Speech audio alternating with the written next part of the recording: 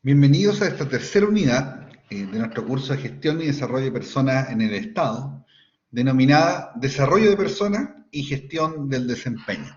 Finalmente, hemos llegado a esta unidad que es la final de esta asignatura, y solo a modo de repaso, recordar que este curso partió con una contextualización respecto a cómo funciona la gestión de personas en el aparato público.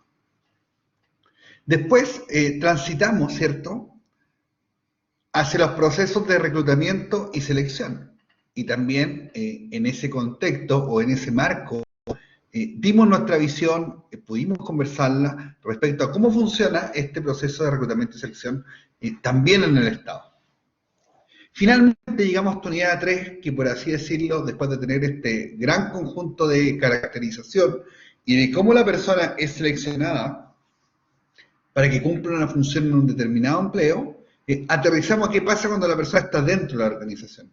Un poco esa es la lógica que tienen las distintas unidades de esta asignatura. La primera es mostrarnos este gran aparato estatal que muchas veces está construido sobre el abstracto. De hecho, la misma construcción del Estado es una construcción abstracta que se basa principalmente en normas, en leyes, en reglamentos, etcétera, pero que no es algo tangible, ¿cierto? El Estado existe mediante las instituciones públicas, y mediante las instituciones públicas y su funcionamiento nosotros tratamos de caracterizarla. Por otra parte, dijimos no solo cómo se reclutaba y se contrataba a la gente, sino también nosotros señalamos que existía un proceso anterior, y que ese proceso anterior no era otro que el análisis y descripción de cargos. Por lo tanto, antes de nosotros contratar personas o emprender procesos de reclutamiento, idealmente debiéramos consultar procesos de describir adecuadamente cómo son esos cargos. Incluso más allá, dijimos previo a eso, que existía también en las organizaciones tienen y persiguen objetivos, y muchas veces esos objetivos son de mediano y largo plazo.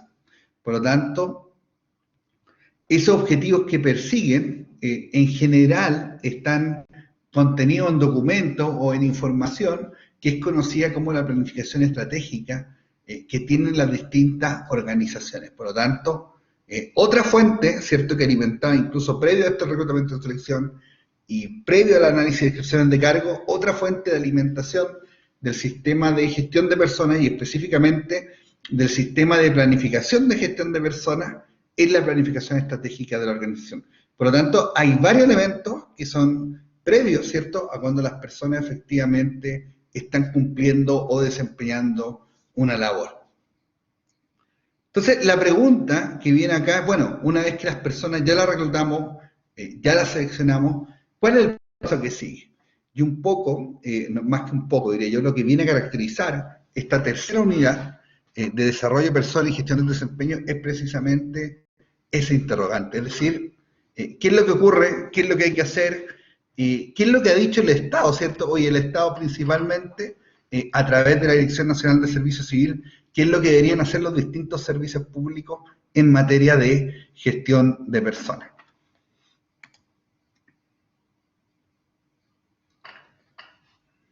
Nosotros tenemos una diversidad de procesos dentro de las áreas de gestión de personas. Por lo tanto, uno de los esfuerzos que hay que hacer es cómo se esquematizan los distintos procesos que están involucrados en la gestión de personas para abordar su mejoramiento y planificar proyectos a corto, mediano y largo plazo. Fíjense que acá hay una distinción que pareciera como que fuera la típica frase como cliché, que dice planificar proyectos a corto, mediano y largo plazo. Pero una distinción importante que nosotros vamos a hacer en esta unidad es precisamente que existen orientaciones en materia de gestión de personas que son a corto plazo, otras que son a mediano y largo plazo, y vamos a ver que también el Estado tiene niveles distintos de desarrollo según el horizonte de tiempo que nosotros estemos planteando. Bueno, algunos aspectos relevantes que se identifican y que están escritos en la diapositiva es que, mediante un enfoque sistémico, se identifican e integran diferentes políticas y prácticas de gestión que son implementados para el logro de algún objetivo global de la organización, Se integran distintos elementos, creando sinergia que influye en la gestión de personas a fin de comprender su relación e impacto en las decisiones de gestión y permite identificar acciones de orden estratégico, táctico y operativo para el logro de los resultados esperados, alineando los procesos con los objetivos estratégicos. Fíjense que se hace hincapié que hay un enfoque sistémico en el primer punto. Y lo segundo que dice es que cuando nosotros integramos los distintos elementos, creamos una sinergia, ¿cierto? Y esa sinergia influye en la gestión de personas. Y generalmente lo que nosotros esperamos de esta sinergia es que agregue un mayor valor a la organización. Y fíjense que, una de las conclusiones que tenemos que ser capaces de llegar durante el desarrollo de este curso es que los sistemas o los subsistemas de gestión de personas están constantemente interactuando unos con otros. Y para que esa interacción funcione de la manera más correcta, necesitamos que cada uno de esos subsistemas entregue información pertinente para los procesos de toma de decisiones. Por ejemplo, si nosotros deseamos promover a alguien o mejorar la remuneración de una persona, nosotros deberíamos considerar los procesos de capacitación, de desarrollo de esa persona, deberíamos considerar las notas, cómo está evaluado, ¿cierto? ¿Cuál es la calificación que tiene esa persona en la organización? Por lo tanto, lo que nosotros vamos a poder identificar es que muchos de estos procesos se necesitan unos a otros para que funcionen de manera adecuada. Y vamos a ver también, como lo hemos hecho durante el desarrollo de cada una de estas clases, si eso tiene un correlato con cómo funcionan nuestras instituciones públicas. Si nosotros lleváramos estos modelos muy básicos de procesos de gestión de personas, y estos modelos que vamos a empezar a ver a continuación, yo voy a tratar de darles el contexto de dónde vienen, pero provienen la mayoría de esfuerzos que ha hecho la Dirección Nacional de Servicio Civil por dar insumos, ¿cierto?, a los servicios públicos para que puedan planificar y gestionar adecuadamente sus procesos de gestión de personas. Por lo tanto, mucho del material que ustedes van a observar acá ha sido levantado por la Dirección Nacional de Servicio Civil y en el fondo pretende ser una guía para una correcta y adecuada gestión de personas en las distintas servicios o reparticiones públicas. Fíjense que unas primeras preguntas. Nosotros en lo que hemos hecho hasta acá hemos llegado hasta la selección, ¿cierto? Nosotros nos hemos dedicado principalmente a hablar del proceso de empleo, que era nuestra segunda unidad. Acá se llama, en este modelo, se llama proceso de provisión de cargo, pero esencialmente lo mismo. Y fíjense que el objetivo es quién irá a trabajar en la organización y sus componentes son la investigación de mercado, de gestión de personas, el reclutamiento, que nosotros lo analizamos recientemente, y la selección de personas. ¿Qué viene después? Bueno, después la persona ya es parte de la organización y la organización necesita también hacer algunas cosas con las personas, ¿cierto? Si bien nosotros tuvimos un proceso de reclutamiento y selección que busca proveer habilidades, herramientas, conocimientos que tienen las personas a nuestra gestión de recursos humanos, nosotros también necesitamos trabajar sobre esa persona, porque esa persona, por más que haya pasado un filtro de un proceso de concurso, también hay ciertos elementos que son perfectibles, hay ciertos elementos que son propios de la cultura de la organización, por lo tanto, cómo la persona en el fondo se vaya desarrollando, no es solo una función que está relacionada con los elementos que tiene la persona, sino también con aquellos elementos que provee la organización. Por lo tanto, una de las primeras cosas que tenemos que saber es que tenemos que integrar a las personas. Integrar a las personas significa, de cierta forma, ser las partes de la cultura organizacional. Yo siempre pongo como ejemplo que transcurre un tiempo desde que una persona ingresa a trabajar hasta que la persona pueda alcanzar un desempeño potencial, ¿cierto? Todas las personas tienen una capacidad potencial de desempeño. Lógicamente, cuando la persona se incorpora, no alcanza esa capacidad. ¿Por qué? Porque desconoce cómo se hacen las cosas. La persona es contratada, pero no sabe cuáles son las maneras, ¿cierto?, que tiene la organización de resolver sus problemas o cómo aborda o enfrenta sus conflictos. Por lo tanto, esa va a ser un tema relevante de cómo la persona se adapta a la cultura organizacional.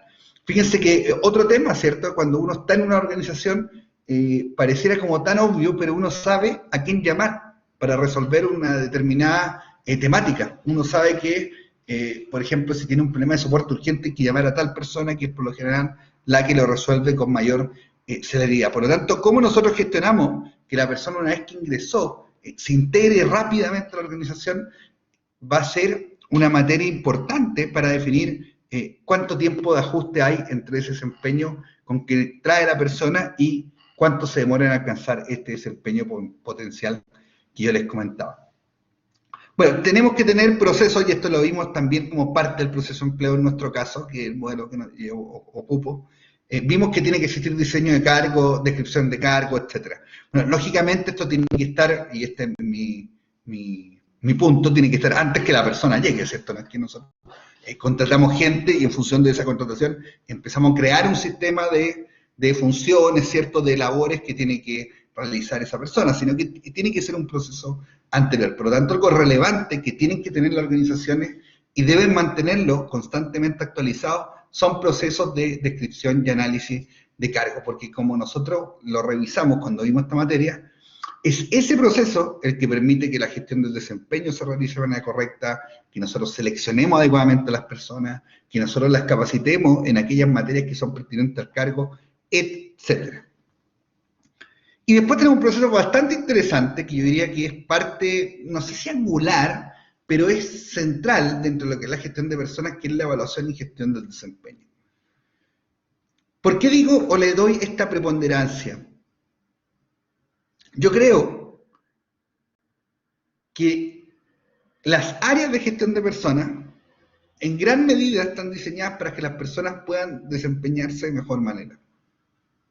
Y si esa definición nosotros la aceptamos como correcta, vamos a concluir que entonces es relevante medir ese desempeño, porque ¿cómo yo sé que efectivamente la persona se está desempeñando adecuadamente? Yo puedo tener la idea que sí, yo le puedo preguntar al jefe y el jefe me puede decir, no, esta persona es súper buena. ¿Todas las personas trabajan con excelencia en las distintas organizaciones? Nosotros sabemos que no. Por lo tanto, cómo nosotros identificamos ese desempeño va a ser trascendente para las acciones futuras que podemos iniciar desde el área de gestión de personas. Si nosotros no somos capaces de identificar el desempeño de una persona, significa que difícilmente podemos gestionarlo. Acá la frase que está tomada de este modelo que presenta la Dirección de Servicio Civil es evaluación del desempeño. Yo siempre digo que la evaluación está bien, es importante, pero lo que a nosotros nos interesa como profesionales de esta área es gestionarlo, ¿cierto? No me interesa medir, a mí me interesa que si yo mido 5 en una persona, cuando yo la mida en un periodo posterior, esa persona pueda tener un desempeño superior. Quizás en una escala de 1 a 10, como dije, 5, que llegue a 8 y que progresivamente vaya subiendo.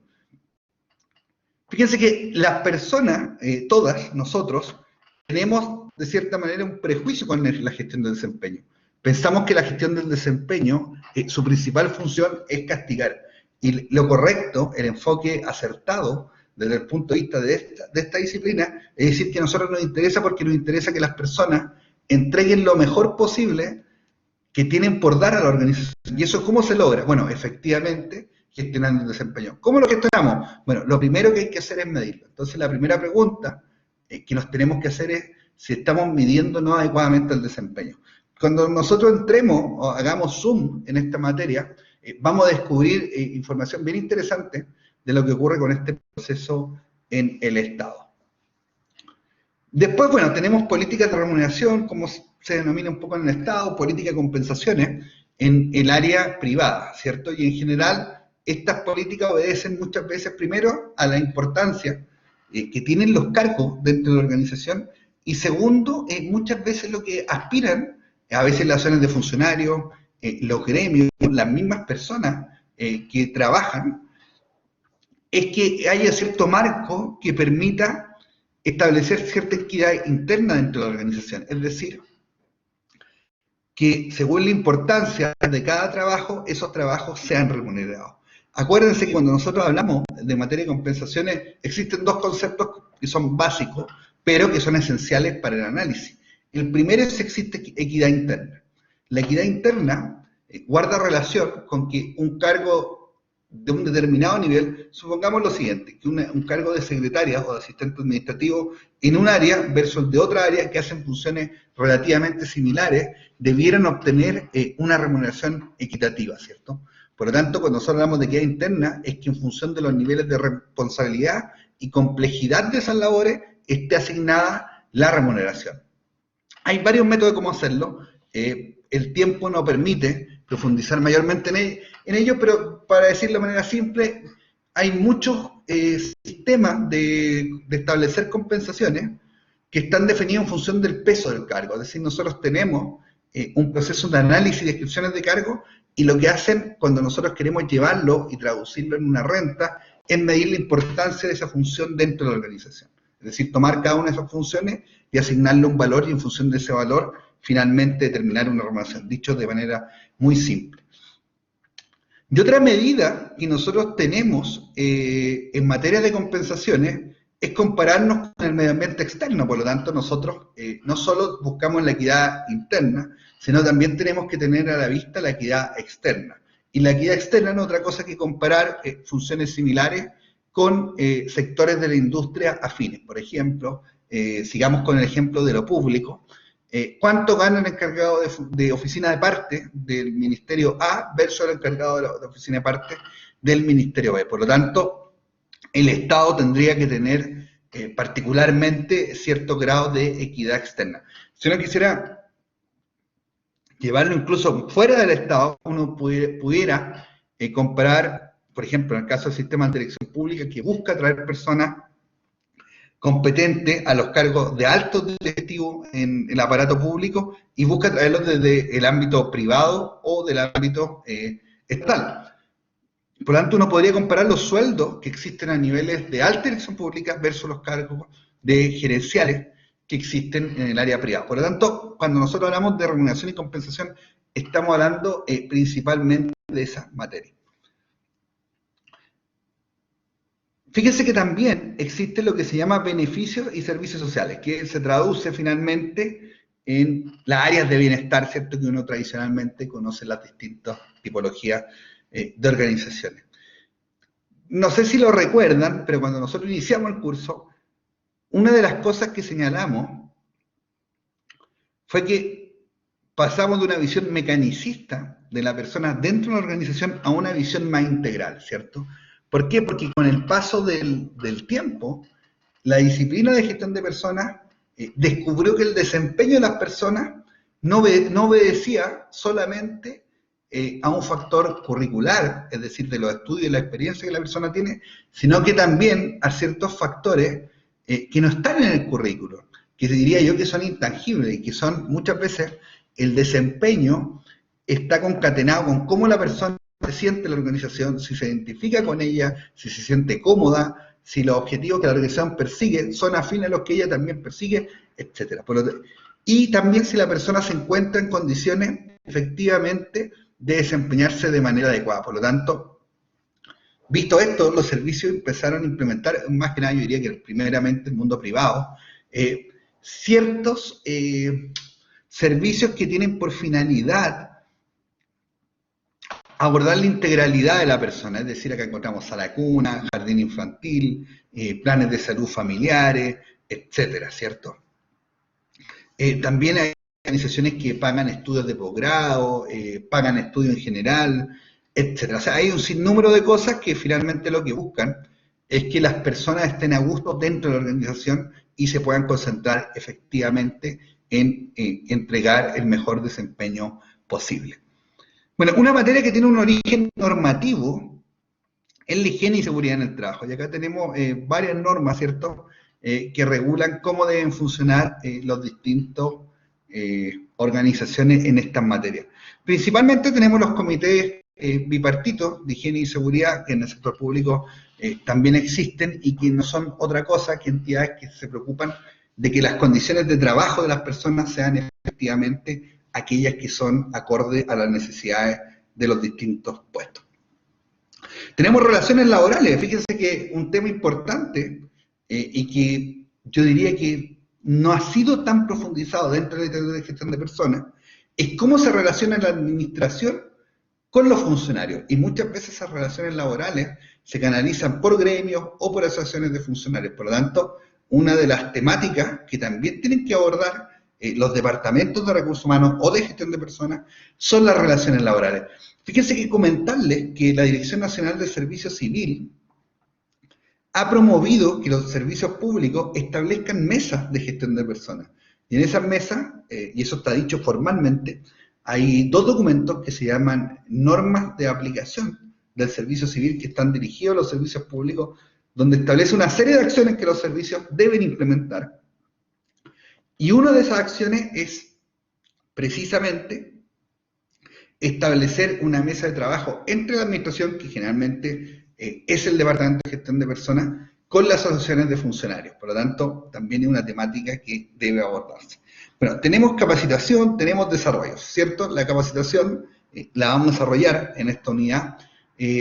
Cuando nosotros hablamos de capacitación, en general nos estamos refiriendo al corto plazo, es decir, cómo mejoramos las habilidades o los conocimientos que tiene una persona en el presente para obtener un mejor desempeño. Y cuando nosotros hablamos de desarrollo organizacional, estamos hablando del futuro, estamos hablando del largo plazo, es decir, cómo incorporamos en general habilidades o capacidades de las personas que les permitan en el futuro, quizás, por ejemplo, asumir una nueva posición dentro de la organización, o cómo un grupo de personas puede adquirir nuevas capacidades que le permitan, en el fondo, transformar la organización. Por lo tanto, la capacitación, si uno lo quisiera analizar de manera bien simple, podría decir que es aquello que nos permite corregir acciones, ¿cierto?, en el corto plazo, y el desarrollo organizacional tiene mayor injerencia en el propósito organizacional, es decir, se desarrolla con los objetivos, se relaciona con los objetivos estratégicos. Tenemos sistemas de información y tenemos control interno. Los controles internos son los típicos, ¿cierto? El feriado, el permiso, la marcación, etc. Por lo tanto, ¿qué les quiero decir? Hay un gran abanico de elementos que están presentes dentro de un departamento de gestión de personas. Y como ustedes pueden observar en esta lámina, cada uno de los temas que aparece daría quizás, incluso si a mí me lo preguntaran, para una clase por sí mismo, ¿cierto? O sea, si usted bueno, yo seleccioné los más importantes dentro del espacio de tiempo que tengo, que es la gestión del desempeño y la capacitación y el desarrollo. Pero si alguien quisiera también, nosotros podríamos ver higiene y seguridad en el trabajo, relaciones laborales, sistemas de información, políticas de remuneración, etc. Y cada uno de esos temas, aunque ustedes no lo crean, daría para una clase, porque no solo son temas complejos, sino que dentro de la disciplina de la gestión de personas existen varias teorías. Por ejemplo, si nosotros quisiéramos analizar qué es lo que pasa en remuneración y compensación, podríamos ver los distintos métodos que existen para fijar un salario.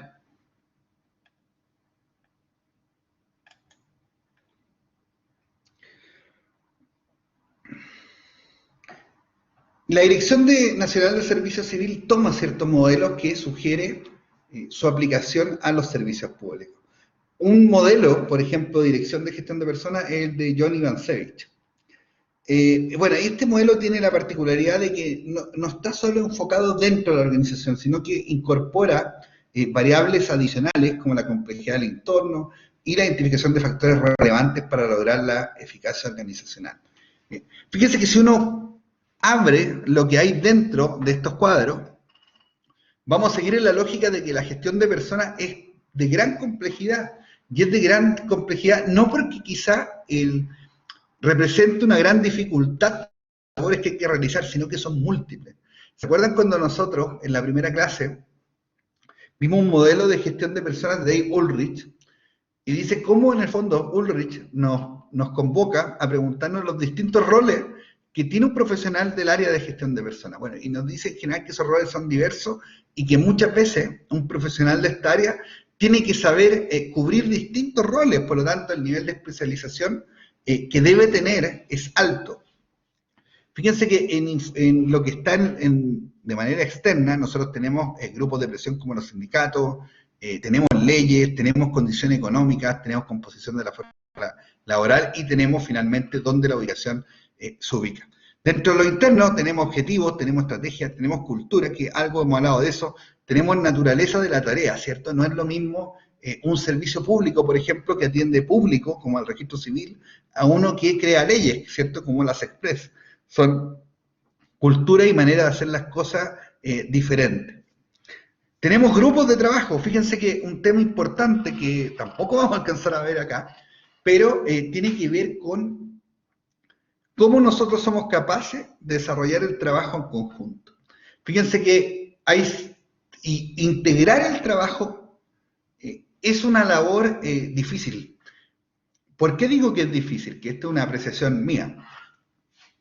Pero digan ustedes si tiene relación con lo que ustedes pueden observar en sus organizaciones. En general, lo que ocurre en las organizaciones es que cada área en el fondo va generando, por así decirlo, un estanco de información. Y ese estanco de información genera un estanco también o un monopolio del conocimiento y la especialización respecto a determinadas materias. Por lo tanto, lo que se va haciendo es que el proceso de la gestión propiamente tal pasa a ser algo compartimentalizado, es decir, pasa a la unidad A, pasa a la unidad B, pasa a la unidad C. Y pocas veces se agrega un valor conjunto, ¿cierto? Si nosotros viéramos la diferencia que existe del trabajo en equipo versus el trabajo que se hace en grupo, observaríamos bastantes diferencias. ¿Ya? En general, los equipos de trabajo, aquellas organizaciones que son capaces de integrar las labores, obtienen resultados superiores a aquellos que las realizan de manera separada. Pónganse dos ejemplos muy básicos, por ejemplo, uno del fútbol, ¿cierto? Uno si tomara un equipo de fútbol y no le diera ninguna instrucción a los futbolistas y cada uno jugara, no le diera ninguna instrucción como equipo, pero cada uno jugara en una posición, lo más probable es que el resultado de eso sería menor respecto a si nosotros le otorgamos ciertas funciones que son compartidas entre cada uno de sus integrantes. Si eso es tan obvio, ¿por qué no lo hacemos en las organizaciones? Muchas veces lo que nosotros vamos a ver es que en nuestro trabajo existe cierto la costumbre de hacer todo por parte y pocas veces se da una visión global. Parte del trabajo que tiene que hacer un directivo y que tiene que hacer alguien que trabaja en el área de gestión de personas es tratar de que la organización funcione de la manera más compacta posible. Y la palabra compacta en esta aplicación hace alusión a que nosotros podamos compartir información dentro de los distintos equipos de trabajo y tomar resoluciones conjuntas. Otro ejemplo básico de la diferencia entre un grupo de trabajo y un equipo de trabajo lo observamos en la música. Por ejemplo, cuando nosotros escuchamos música, qué distinto es si cada uno de los músicos tocara solo a cuando tocan armónica y coordinadamente, y ahí producen en el fondo la música, ¿cierto? Que nosotros tanto disfrutamos. La música supone un esfuerzo de coordinación, no son esfuerzos individuales que se suman, sino que son esfuerzos individuales pero que además están coordinados. Y cuando nosotros alcanzamos esa coordinación es finalmente cuando se logran las mejores armonías. ¿Qué les quiero decir? Que si eso ocurre en aspectos tan comunes, ¿cierto? Porque nosotros la música, el fútbol son elementos comunes dentro de nuestro diario vivir, y más que el fútbol, el deporte, sobre todo los deportes colectivos. ¿Por qué muchas veces las organizaciones no trabajan con ese foco? Bueno, las organizaciones que trabajan y obtienen grandes resultados precisamente privilegian el trabajo en equipo. ¿El trabajo en equipo sirve para todo? La respuesta es no, ¿cierto? El trabajo en equipo sirve para situaciones complejas. Por ejemplo, si nosotros trabajáramos en una oficina de remuneraciones y pagáramos sueldos, lo más probable es que no necesitamos integrarnos con toda la organización, sino que como una labor que es muy mecanizada, está muy estructurada, está muy normada, nosotros vamos a tener que básicamente aplicar las normas. Pero cuando las labores son de gran complejidad y suponen un desafío alto, nosotros vamos a necesitar en el fondo integrar distintas visiones, integrar el trabajo en equipo. Por eso ahí es importante este punto y lo quería dar un tratamiento especial. Por eso la invitación es que ustedes cuando trabajen, o los que ya trabajan, se hagan la pregunta de qué tanto se integra el trabajo. Si ustedes, la respuesta es que no, que el trabajo no está integrado dentro de la organización, bueno, la otra pregunta que sigue es si debería integrarse y qué beneficio nosotros podríamos obtener de esa integración. Bueno, el estilo de liderazgo también no lo voy a desarrollar, hay harta teoría sobre los estilos de liderazgo, pero también influyen en el comportamiento y en el desempeño de las personas.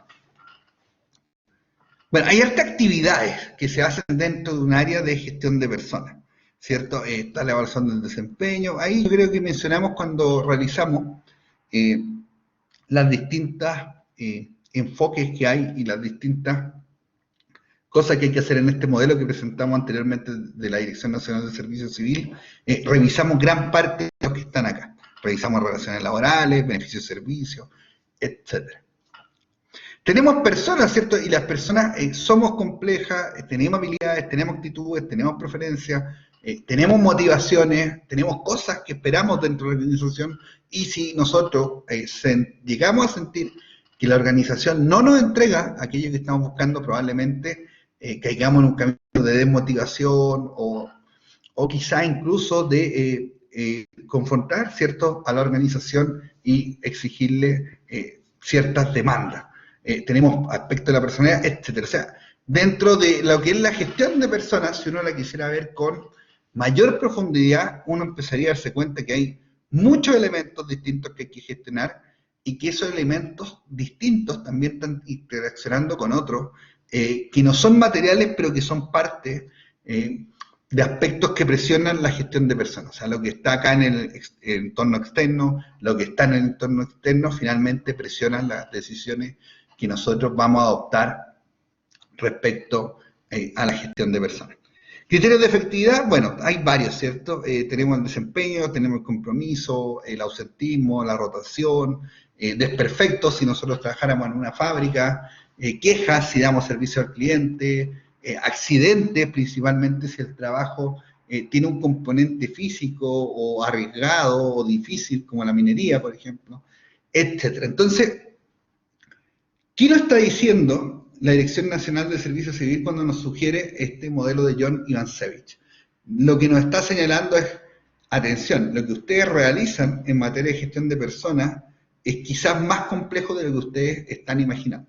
Por lo tanto, hay que prestar atención a todos estos elementos que están aquí presentes y que finalmente determinan los resultados organizacionales, es decir, que nuestros productos y nuestros servicios sean finalmente competitivos en el mercado y llevado esto a nuestro ámbito, al ámbito de los administradores públicos, nuestra gestión pública, que lo que nosotros brindemos a la ciudadanía alcanza a satisfacer los estándares de calidad que las personas están demandando del Estado.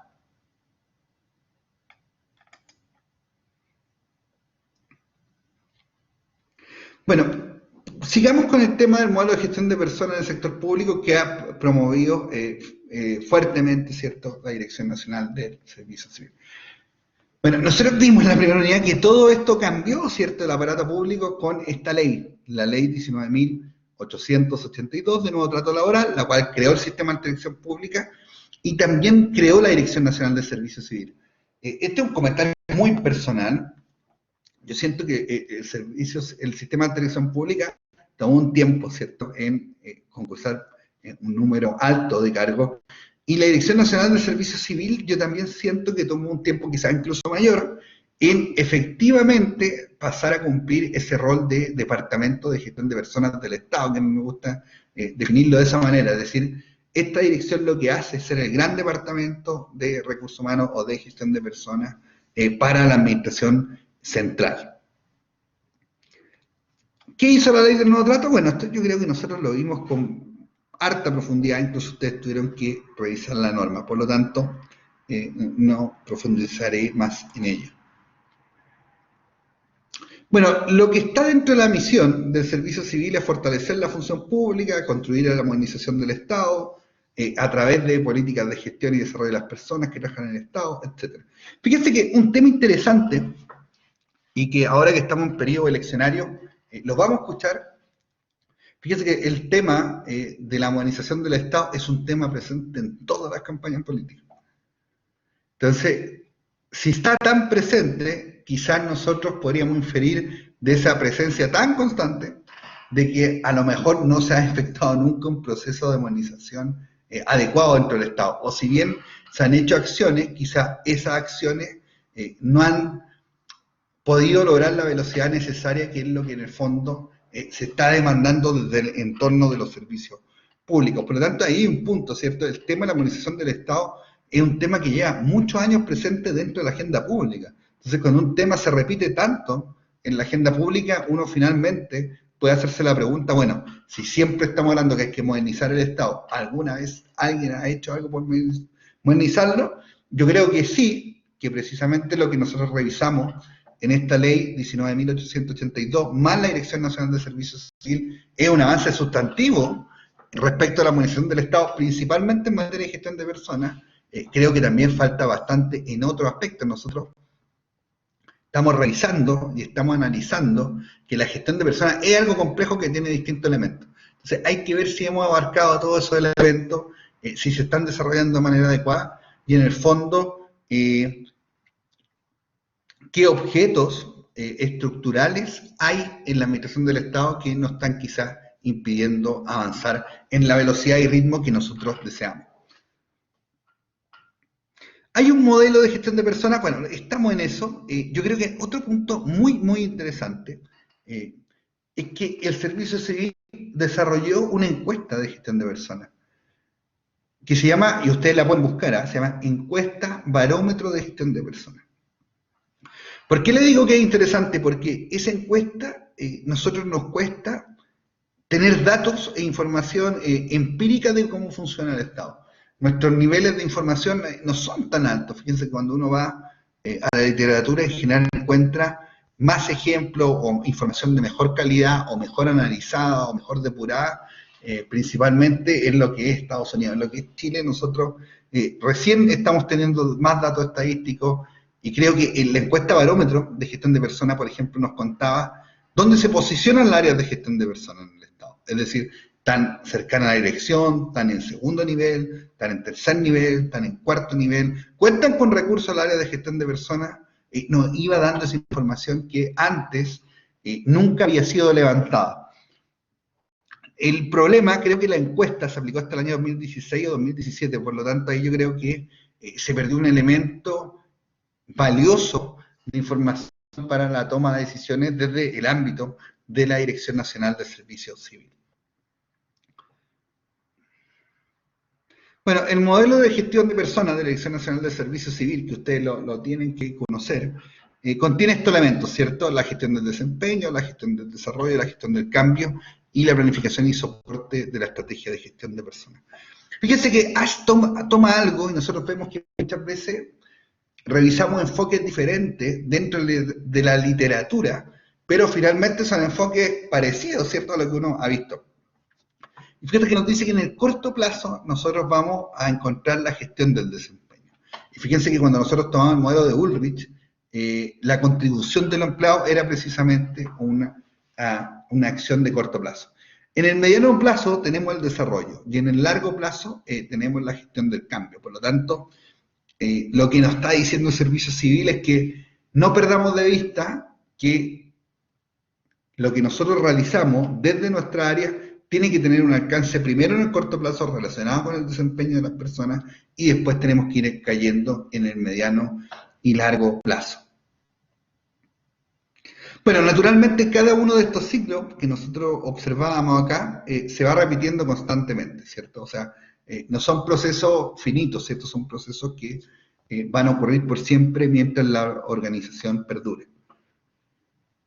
Y cada elemento puede ocurrir de manera simultánea. Nosotros podemos estar hablando, ¿cierto?, de gestionar el desempeño, pero en paralelo también estar adoptando acciones que vayan en pos del cambio. Bueno, acá están los objetivos de cada ciclo. En la gestión del desempeño nosotros lo que buscamos esencialmente es que los puestos de trabajo en la organización estén con presión idónea, con meta de desempeño definida, etc. Fíjense que esto es interesante, ¿ah? Lo que siempre nos sugiere en materia de gestión del desempeño en la Dirección Nacional de Servicio Civil es que las personas tengan metas de desempeño. Es decir, que existen criterios para poder medir si efectivamente una persona cumple o no los objetivos del cargo. Eso naturalmente es complejo y involucra un cambio organizacional, pero gigantesco. Yo creo que no me ha tocado trabajar o ver o conocer servicios públicos que hayan logrado establecer metas de desempeño, pero metas, no digo poner una meta que cada jefe se le ocurra poner una meta, sino metas que estén articuladas en el fondo con las metas de la organización. Bueno, en la gestión del desarrollo nos centramos la atención en objetivos que permitan que la organización sea eficaz en el futuro, cumplir su misión, preparar capacidades de personas y de los equipos de trabajo. En el largo plazo, en el cambio, nosotros vamos a buscar las transformaciones que en el fondo nos van a permitir alcanzar la misión de la organización. Y el ciclo transversal que hay a todo esto, que es la planificación y el soporte de la estrategia de las personas, centra su atención en disponer soluciones para el soporte de la operación de ciclo corto, mediano y largo plazo. O sea, acá tenemos los típicos procesos tenemos la gestión del desempeño, tenemos todos los controles que se hacen del área de gestión de personas en materia de ausentismo, de licencias médicas, etcétera. O sea, que son procesos transversales y que están continuamente conversando con estos ciclos. Más en detalle, bueno, nosotros tenemos estos componentes, ¿cierto?, que también nos sugiere la Dirección Nacional de Servicio Civil. Mi intención no es que se los aprendan de memoria, es que sepan que existe. O sea, cuando ustedes piensen en una gestión de personas, en un determinado servicio o en una empresa privada, ustedes sepan que todos estos son los elementos a considerar. ¿Es posible encontrarlos todos presentes en una organización? En general no, pero deberíamos a lo menos considerar que estos son, ¿cierto? Por ejemplo, usted si me preguntan a mí cuántas veces yo he visto que alguien hace investigación y desarrollo desde la gestión de personas, yo creo que no lo he visto, pero uno debiera tratar, ¿cierto?, de tener ciertos procesos de innovación en aquellas cosas que se puede hacer, ¿cierto?, que uno efectivamente las puede promover desde el área. Fíjense que lo primero que nos dice este modelo es, en el área de planificación y soporte institucional, tengo una política de gestión de personas. Y en la encuesta barómetro, que yo les mencioné, lo que se medía era si los servicios contaban con política de gestión de personas.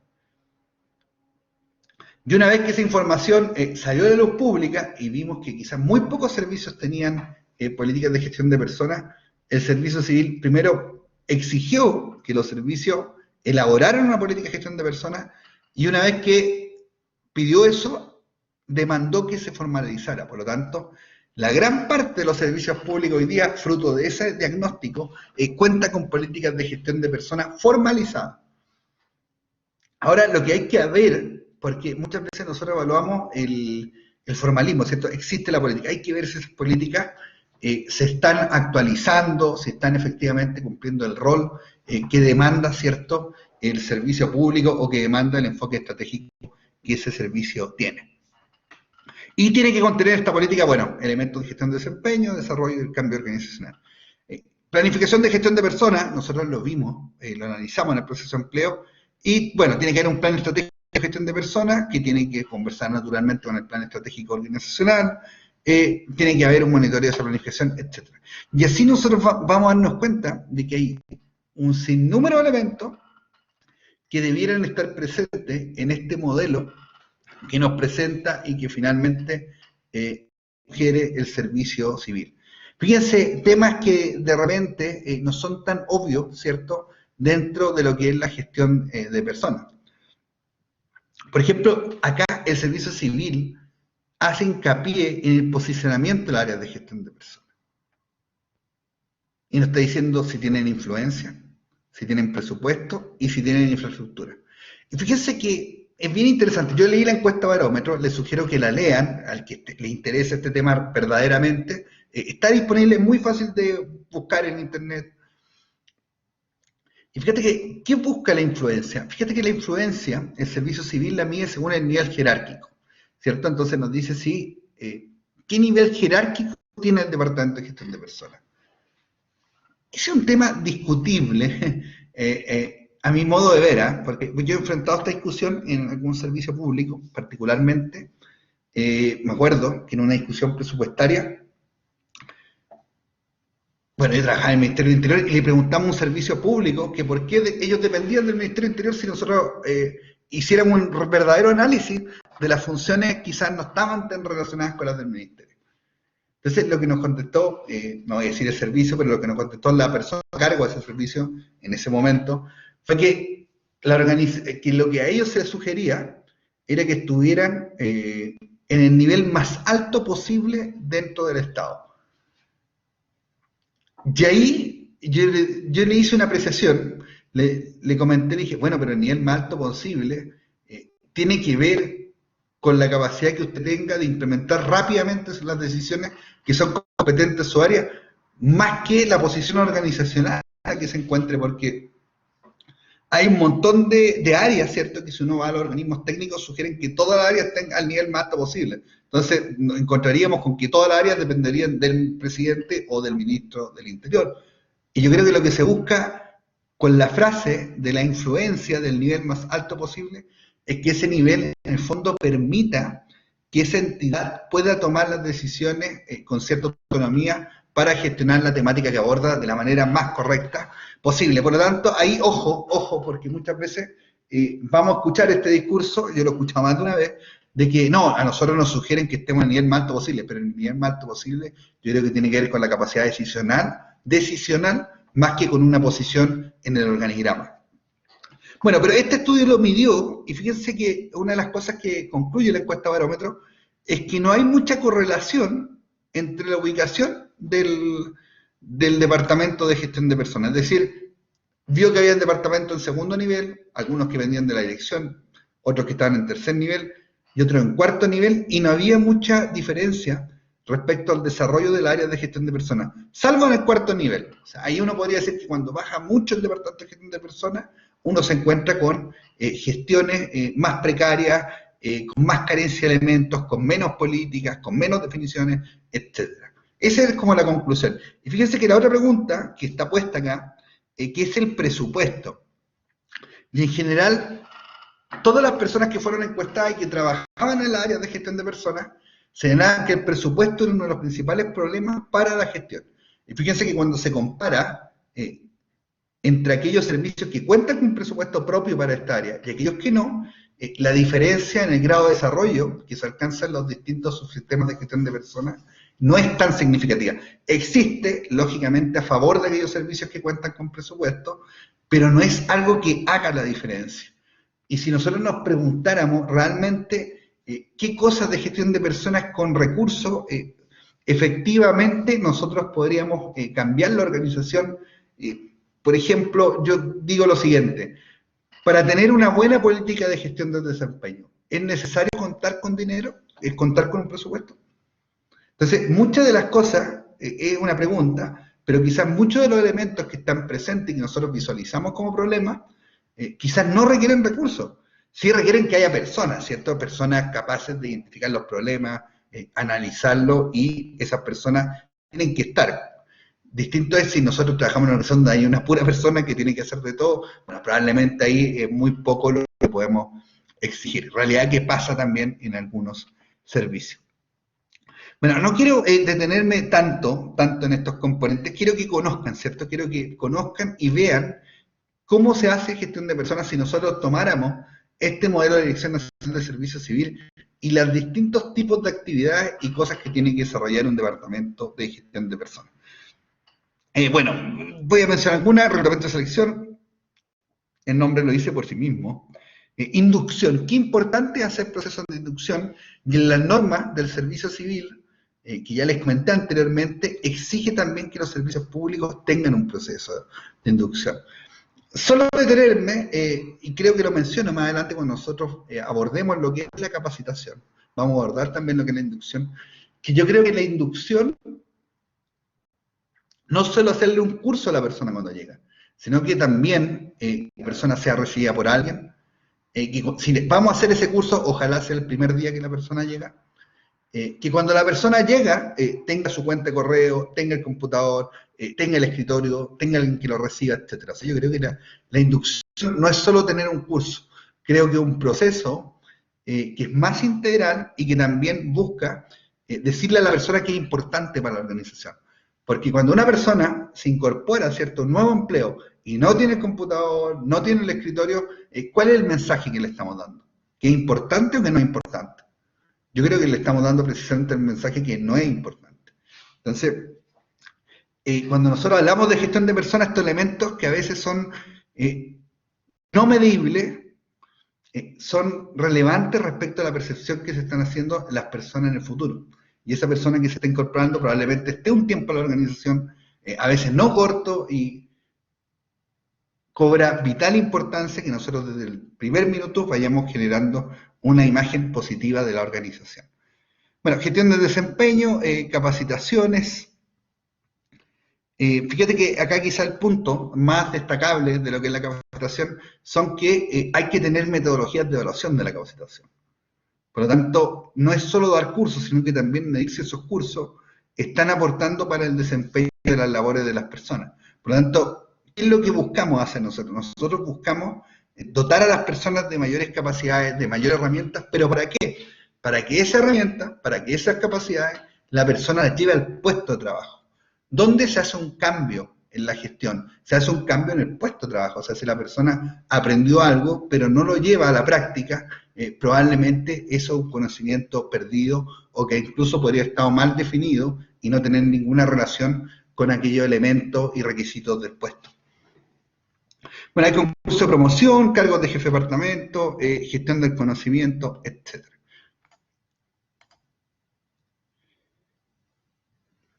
En el diseño organizacional, esto está bien, está dentro de gestión de personas. Yo digo que también puede estar en el área de planificación y control de gestión, puede ser compartido, porque también hay elementos de la estructura organizacional y muchas veces, a veces el área de planificación abordan principalmente el tema de lo que es el organigrama, formalizar procedimientos de trabajo, requerimientos de dotación, etc. Gestión del desarrollo, medir y gestionar las condiciones de trabajo, medir y gestionar el clima, y las típicas políticas, digo típicas porque ya encuentro que son recurrentes y están presentes en la inmensa mayoría de los servicios públicos que guardan relación con la prevención del maltrato, el acoso laboral y sexual, etc. Tener programas de reconocimiento, desarrollo de habilidades de liderazgo en jefatura intermedia.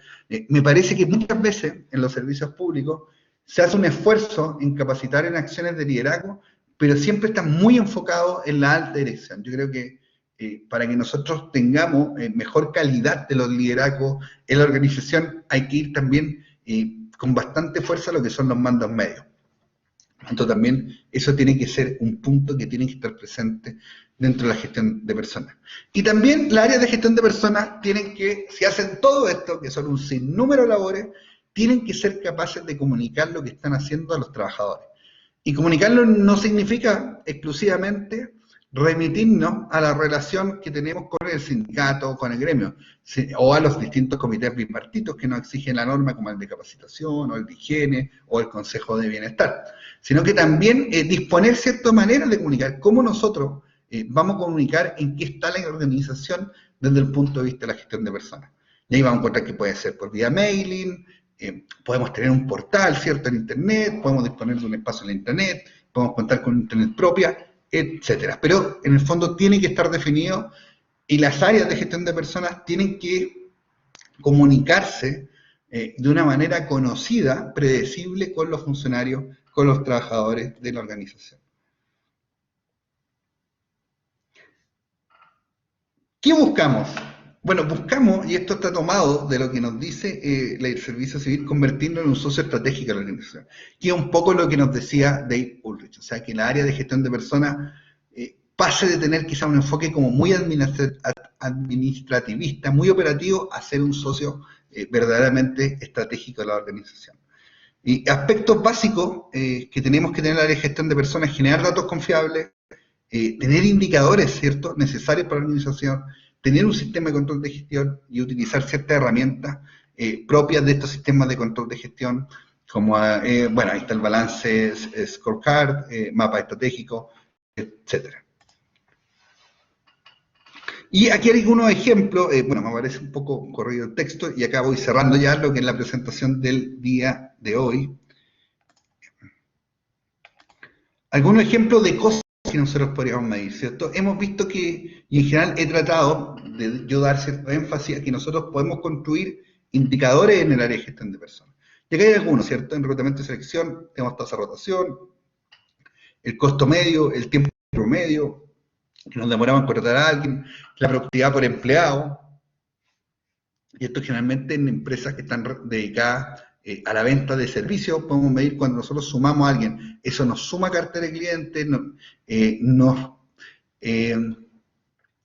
disminuye, ¿cierto?, la media de ventas por persona, etcétera. O sea, podríamos nosotros medir si contratar más gente en el fondo nos permite alcanzar mayores niveles de ventas. Podemos medir el negocio, cumplimiento de metas, impacto en la evaluación del desempeño, en capacitación, el gasto medio de formación por persona, las horas promedio, la efectividad, el retorno sobre la inversión. Yo agregaría acá quizás el grado de impacto, ¿cierto?, de la capacitación en el puesto de trabajo, en la planificación de dotación, el costo laboral, en la administración de personas de ausentismo, hora extra, etc. O sea, hay un número de cosas que uno debiera medir.